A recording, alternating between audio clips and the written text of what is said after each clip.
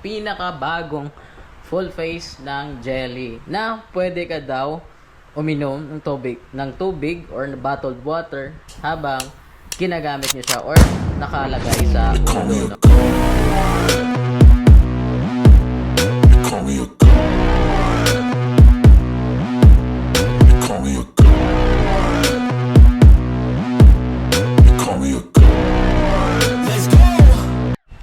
Ayun, good day sa lahat. So, meron na naman tayong helmet na review syempre para sa inyo. So, isa tong sa helmet na sinasabi ko sa inyo na na-miss natin. No? So, matagal-tagal din tayo ulit naka-review ng ganitong brand. So, nakita nyo naman kung ano yan. So, ito yung pinakabagong full face ng jelly na pwede ka daw uminom ng tubig or bottled water habang ginagamit nyo siya or nakalagay sa ulo, no? So, tignan natin kung ano mga feature dito kasi nga ito yung pinaka-latest na full face ng jelly. So, nagkaroon tayo ng dalawa. So, I think nabili na yata kahapon yung isa. So, same na kulay din. Hindi lang ako sure kung anong kulay exactly pero pink po siya. So, ayan. Itatalakay natin syempre para sa inyo kung ano yung mga features dito na nakalagay, no. So, nagandahan kasi din naman ako sa ganitong design.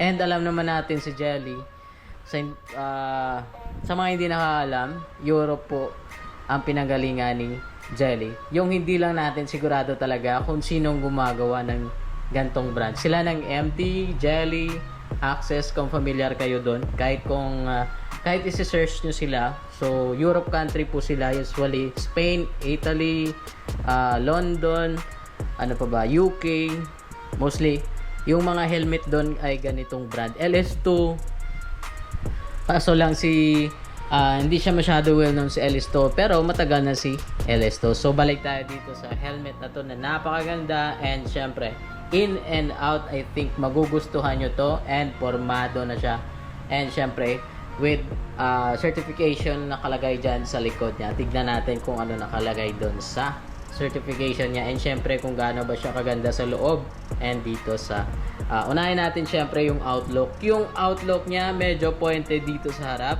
dito sa front syempre dahil may spoiler, pati na din sa likod. Siguro ito from here, dito sa rear niya, yung kanyang spoiler siguro mga 2.5 inches yung haba kung hindi ako nagkakamali dun. And then yung pagkakulay niya ay glossy pink kung hindi ako nagkakamali.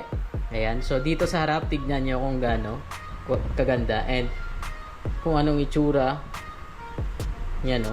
So parang ano siya, ano ba yun, parang Iron Man style yung kanyang visor, and madami na din akong nakitang ganto, pero yung dito sa loob I think sila yung pinaka first, hindi lang kung hindi ako nagkakamali, sila yung pinakaunang helmet nag-design na merong ano dito tawag doon, parang space na pwede kayo mag-inom ng bottled water while you wearing this helmet, no. So ayan yung brand, nakita nyo naman. So isa tong Jelly Phoenix or Phoenix, something ganon yung pangalan. Ayan, double yung pangalan kasi medyo may kahawig sa, kung familiar kayo sa na-review natin na Spider Phoenix. So ito naman ay PHOENINX.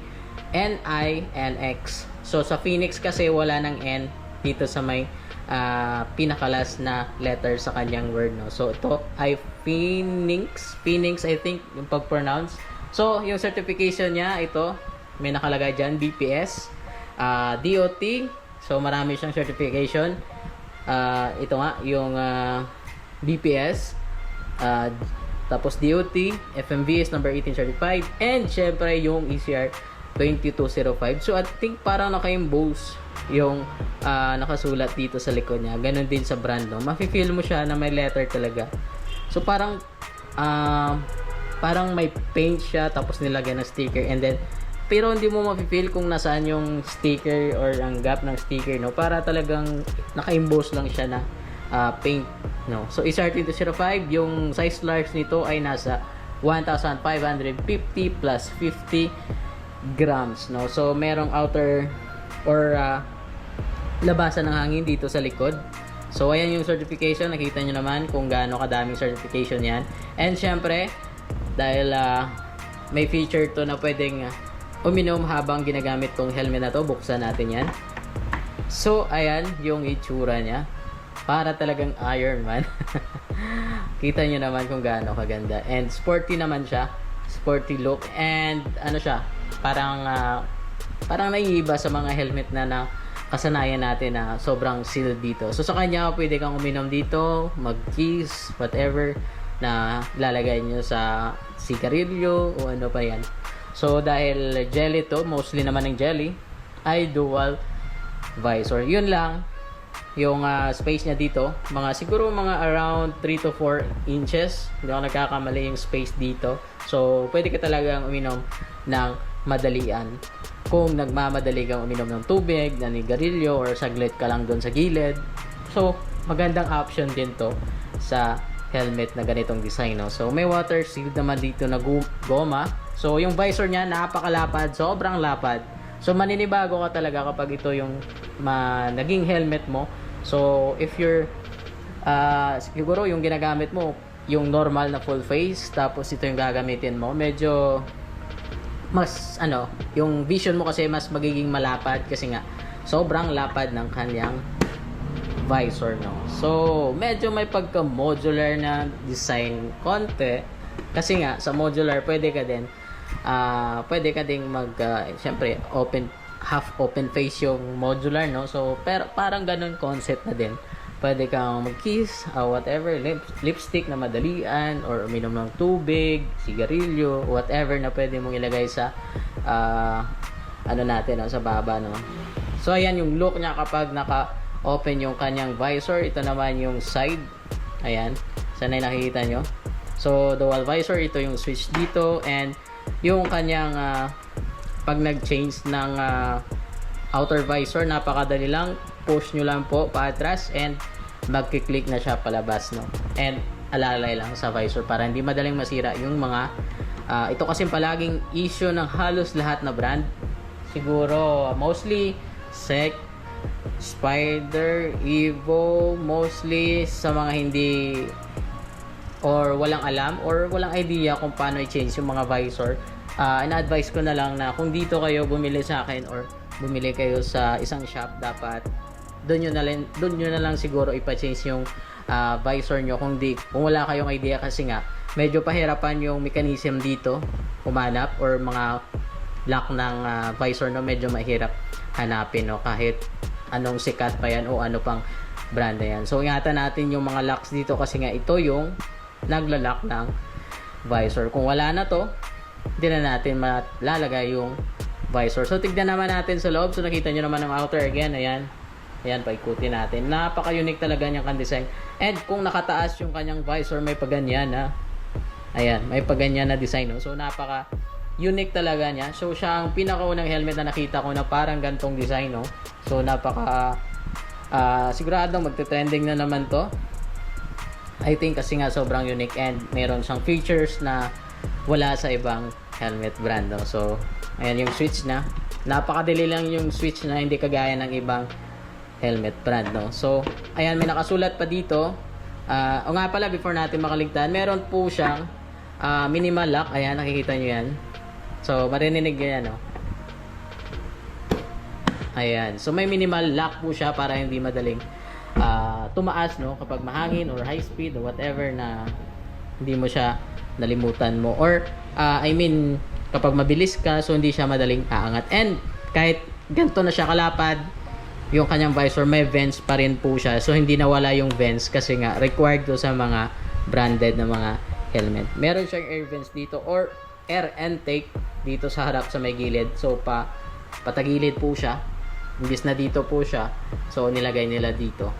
So ayan, napakagandang design. And yung intake dito sa harap, nasa ibabaw ay ito.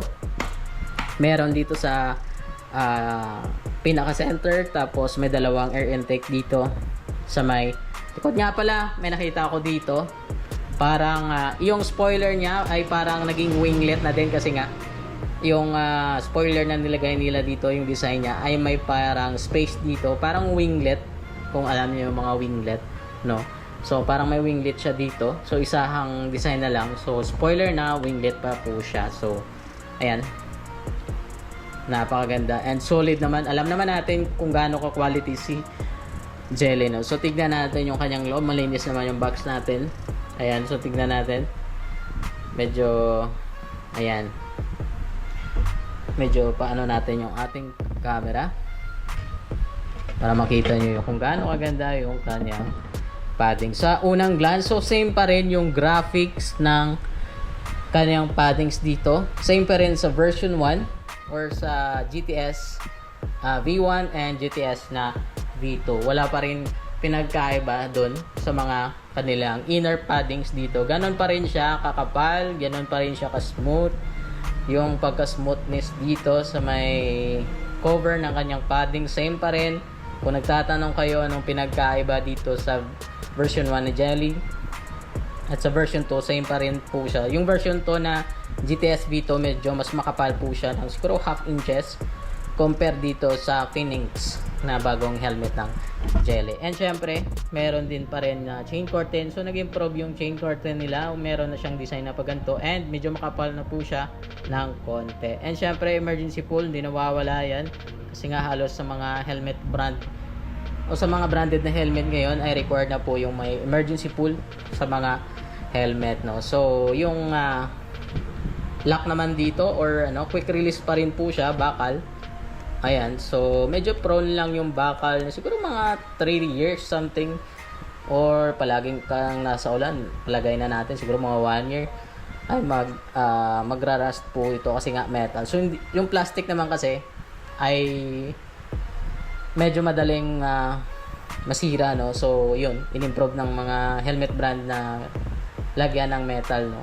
So hindi naman siya masyadong mabigat. So syempre additional weight po siya sa mga helmets. So sa mga carbon kasi halos ng mga helmet, hindi po sila gumagamit ng quick release dahil sa syempre yung mga bumibili ng mga halos ng mga carbon fiber na mga helmet or mga high-end talaga na mga helmet ay mga naka big bike, no. So for safety, yung ginagamit nila doon yung mga double D-ring. So yung sinasabi nila na parang belt type lang siya. Sa mga may alam na kasi kapag yung helmet kasi ay D-ring na siya o double D-ring, yun po yung mga helmet na sobrang safety po talaga siya, hindi siya matatanggal sa ulo mo. So kung kapag ganong yung strap niya. So kasi sa mga daily drive kagaya natin, syempre, or dito lang around city or madali ang hindi ka naman nagsusircuit, and syempre small cc. Minsan nga may nakikita pa ako ng mga naka big bike pero naka-sec, Jelly, Spider. So choice nila yon, pero ma-advise ko talaga sa mahilig mag high speed or mabilis magpatakbo, mas maganda yung mga double D-ring na mga helmet, mostly sa mga carbon fiber kung nakikita yung mga ganong strap, no. So balik tayo dito. Syempre kung nagtatanong ka naman kung intercom, syempre may space po dyan, intercom ready, and may nakalagay po talaga dito. Ito yung papel na makikita nyo sa isang original o branded na helmet. May ganyan talaga sa loob na nakasulat na ganyan. So kung anong yung size dito sa labas, accurate po yan sa loob. And may nakalagay po dyan na brand and yung pangalan niya, no. So napakaganda yan na option, no. So ganun pa rin yung mga sa loob na paddings. Same pa rin sa mga nilabas ng Jelly. Yun lang yung features lang dito, may bago lang sa kanya. Pero yung padding same pa rin. And intercom ready pa rin. And reflectorized nga pala. And stitching niya, hindi po tinipid yung kanyang stitching. Hindi kagaya ng ibang helmet brand dyan, no? So sa kanya may pangalan talaga pati yung paddings, no? Yun lang siguro sa video na to. So nasabi ko naman siguro lahat possible kung ano kaganda yung Phoenix. Hindi lang ako sigurado sa kanyang word kung paano i-pronounce, pero I think Phoenix, kung hindi ako nag-correct me if I'm wrong. O nga pala sa mga bago natin dyan or sa mga past pala nag-comment doon sa mga video natin, sana'y nasagutan ko yung mga katanungan nyo and sana'y nakatulong ako kahit konti, no? Sa mga hindi ko nasagutan, I mean, that means na hindi ko din alam, so hindi naman tayo maraming alam, no? So mostly sa mga helmet. Sa mga bago natin dyan, salamat sa pagpanood sa video na to and welcome po dito sa Cycle Speed Iloilo and syempre sa Spotnik Moto na nasa YouTube channel natin, no? So huwag kaligtaan po na i-subscribe tayo and syempre i-follow nyo po yung Facebook page natin para updated kayo. Baka someday bibili kayo, syempre kapag subscriber ko kayo and followers, papakita nyo lang sa akin yan. Syempre meron tayong discount kung dito kayo makapunta sa shop namin and makabili ng helmet na gusto nyo. So shoutout po sa lahat dyan na followers natin, subscriber natin, or mga nag-like or nag-share ng video natin. Shoutout po sa inyo. So konting-konti na lang maabot na natin yung goal natin sa YouTube channel natin. And syempre sa nasabi ko nung sa mga video natin, magra-raffle po tayo, no? So malapit na po yan. So abangan. So dapat mag-subscribe kayo para makita ko kung sino talaga yung deserving na mabigyan ng isang helmet, kahit anong helmet dito na pwede, or siya na bahala pumili ng kanyang gusto kung anong available na helmet dito na pwede natin ibigay sa maswerteng mananalo sa raffle natin. So mag-a-announce lang ako kung kailan. Syempre kapag nabot na natin yung mga goal natin dito, syempre i-share din natin yung blessing na matatanggap natin. So again, shoutout sa inyong lahat. Salamat sa pagpanood. Peace.